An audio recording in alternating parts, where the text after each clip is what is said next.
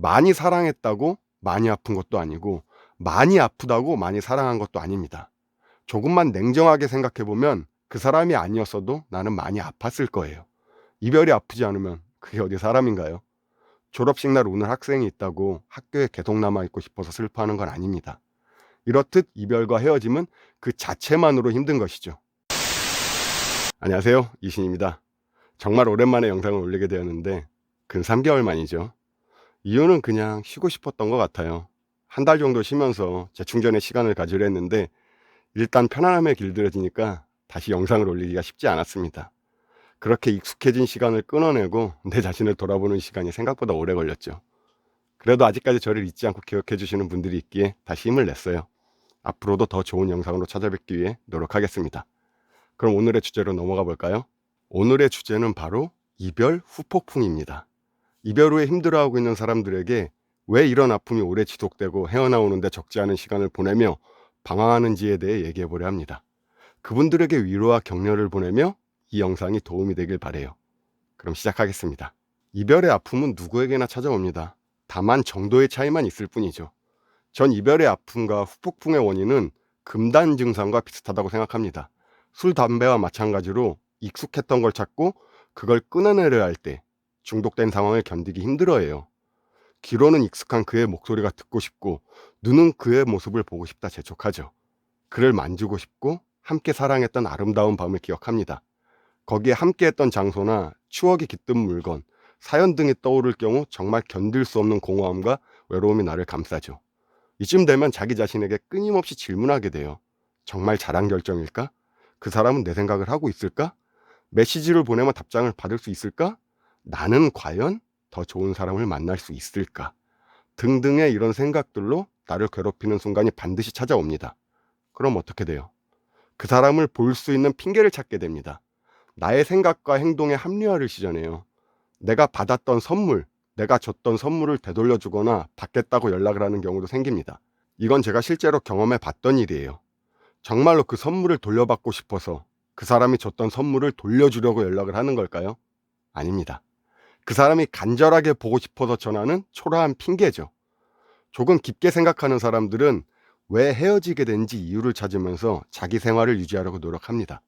물론 힘들죠. 쉽지 않아요. 하지만 지금의 이별의 목매기보단 다음 만남에 반복되는 실수를 하지 않기 위해 노력하는 과정이라고 볼 수 있습니다. 반면에 헤어진 이유를 돌아볼 겨를도 없이 끊임없이 재회를 꿈꾸며 갈구하는 사람들이 있습니다. 왜? 힘들고 괴로운 이 순간을 마주하는 게 익숙치 않거든요. 술과 담배를 끊으려 할 때와 같은 금단 증상이라고 보면 됩니다. 하지만 그보다 더욱 힘들죠. 막말로 저 둘은 마음만 먹으면 금방이라도 다시 시작할 수 있어요. 근처 편의점에서 언제나 살 수 있는 것들이죠. 언제든지 그때 익숙한 상황으로 돌아갈 수 있다는 걸 뜻합니다.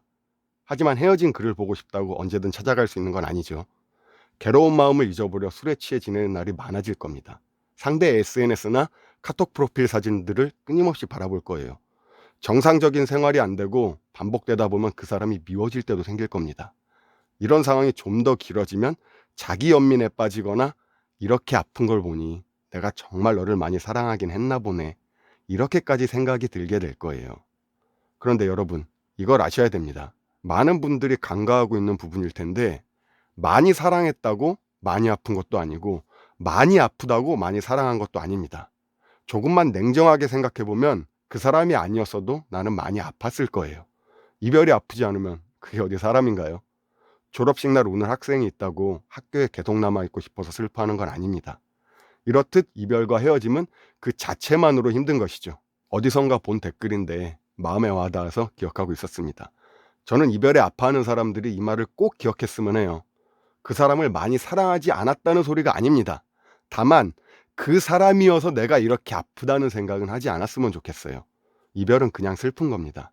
이것 역시 정도의 차이만 존재할 뿐이죠. 정말 많이 사랑했다가 헤어진 사람도 다른 사람이 보기엔 피도 눈물도 없이 그 사람을 쉽게 잊은 것처럼 보일 수도 있고, 그 사람을 많이 사랑하지 않았다고 생각한 자신이 정말 오랜 시간 아파하고 힘들어할 수도 있으니까요.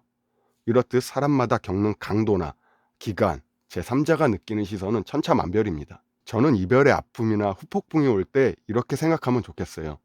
그 사람을 정말 사랑했다면 이별 후에 그 사람을 계속 품어둘 게 아니라 그동안 방치했던 나를 돌보고 다시 일상으로 돌아오려 노력해야 됩니다. 사랑했던 우리를 잠시 접어두고 온전히 나만 생각하는 시간에 집중해 보세요. 정말 많이 사랑했고 많이 사랑받았다면 아픔의 시간은 길지 않을 겁니다. 그 사람이 미친 듯이 생각나고 그리우면 지우려고 너무 노력하지 마세요. 일이 손에 안 잡히고 힘들면 잠시 쉬어가셔도 됩니다.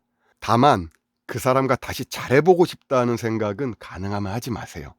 그 마음을 갖기 시작한 순간부터 더 힘들어지고 아픔이 길어지는 겁니다. 비록 헤어졌지만 당신은 충분히 좋은 사람이었고 나는 그런 좋은 사람을 또 만날 거야.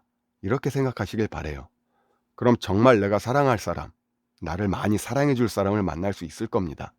그때까지 나의 일상을 소중하게 생각하고 사랑하시길 바래요. 제가 준비한 영상은 여기까지입니다. 오늘도 멋진 하루 되세요.